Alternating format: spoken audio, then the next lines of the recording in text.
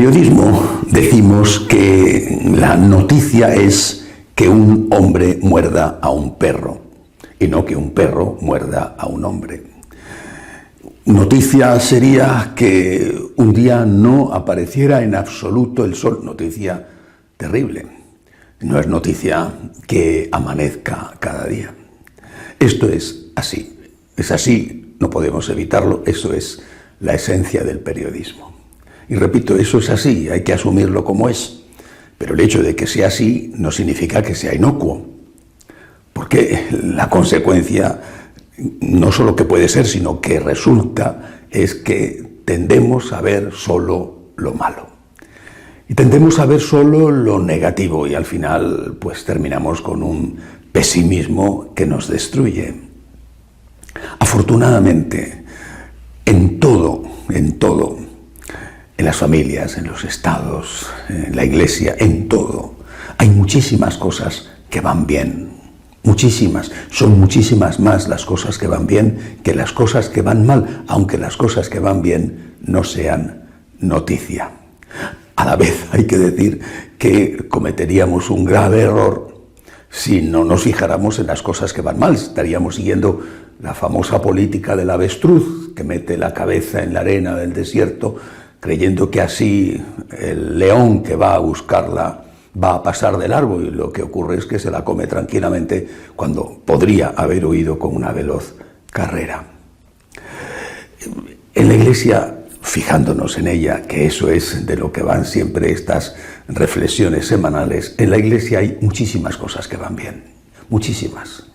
Hay muchos sacerdotes y religiosos fieles a su vocación. Hay muchos obispos entregados de verdad al servicio de su pueblo. Hay muchísimos matrimonios cristianos que están luchando cada día para ser fieles entre ellos y para educar cristianamente a sus hijos. Y también hay muchos jóvenes cristianos que dan testimonio valientemente de su fe en un ambiente cada vez más hostil. Afortunadamente, lo bueno sigue siendo muchísimo más que lo malo. Pero, por desgracia, lo malo, los problemas también existen. Esta semana quiero fijarme en 3 de ellos. El primero ya hice referencia la semana pasada, es el nuevo maltusianismo.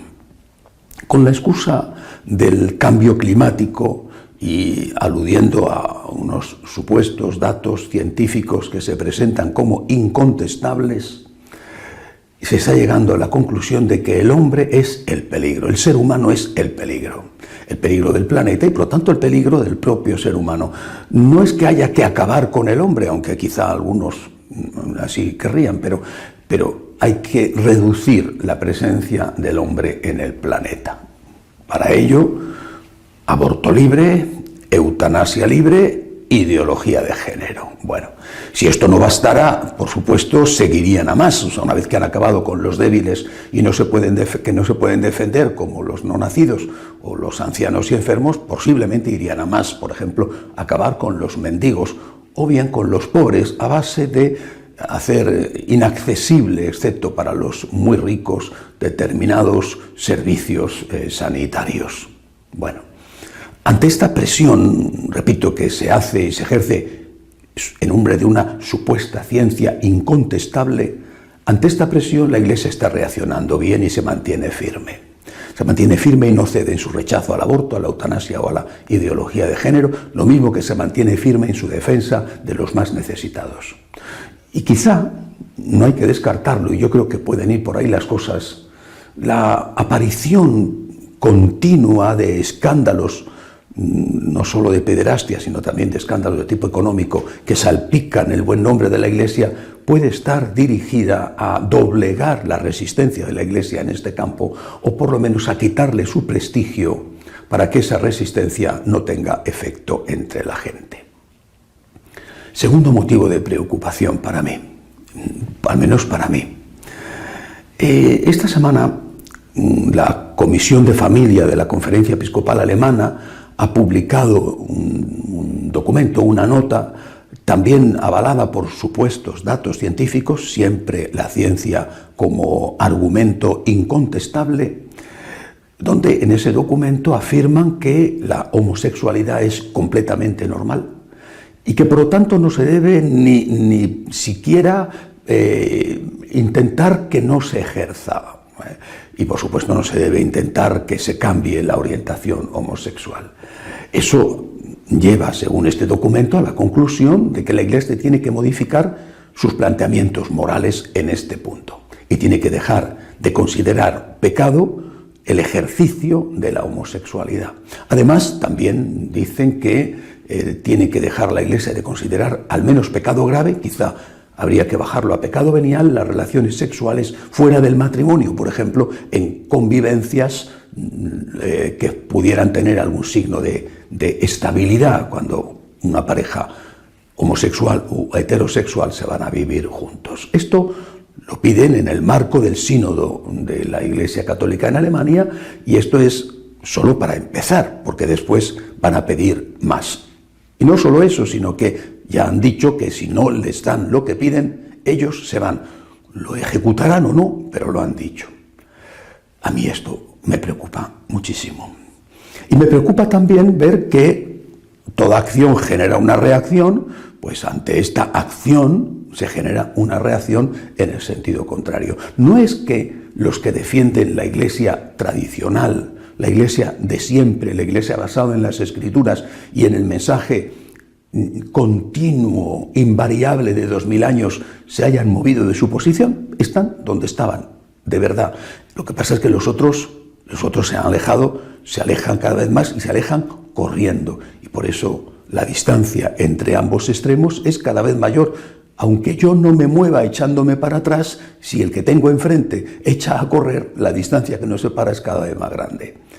Y como consecuencia, por desgracia, mi tercer motivo de preocupación, surge y aumenta la violencia.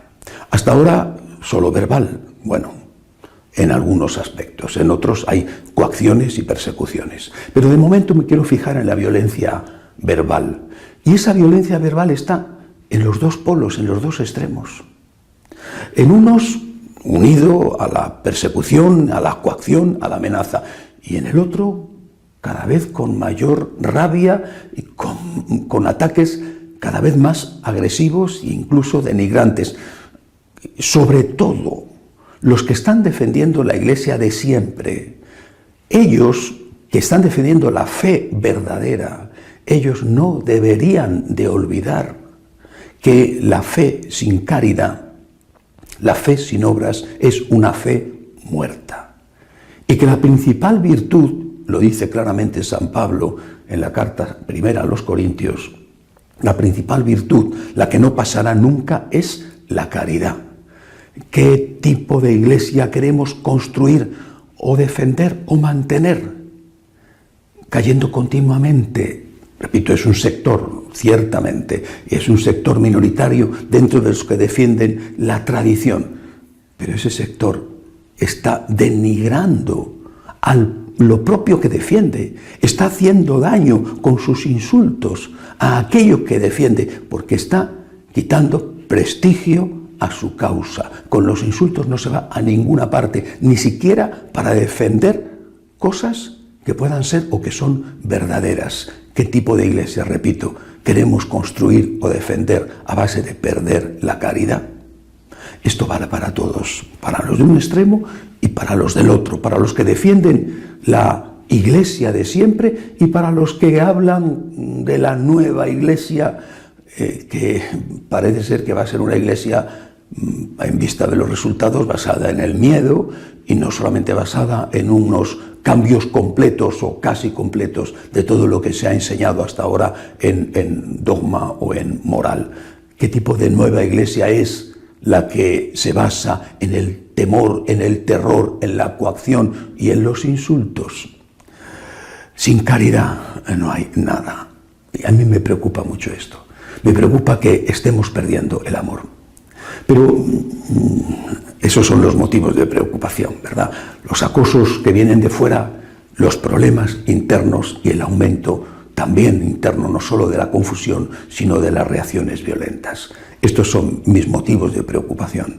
Pero junto a esto está ver las cosas que van bien, que son muchísimas, y sobre todo la confianza en Dios. Nada te turbe, nada te espante. Nos enseña Santa Teresa, nada te turbe, nada te espante. Quien a Dios tiene, nada le falta. Esta semana además hemos podido meditar sobre las enseñanzas de la Virgen de Guadalupe en México. Cuando ella le dice a San Juan Diego: aquí estoy yo, que soy tu madre. Aquí estoy yo, que soy tu madre. Estás en mi regazo. Aquí estoy yo, que soy tu madre. Omnia vincit amor. No debemos olvidarlo. Todo lo vence el amor. Y sin amor, ni siquiera defendiendo la verdad, tendríamos razón. Porque la primera verdad es que Dios existe y que Dios es amor. Nada te turbe. Hasta la semana que viene, si Dios quiere.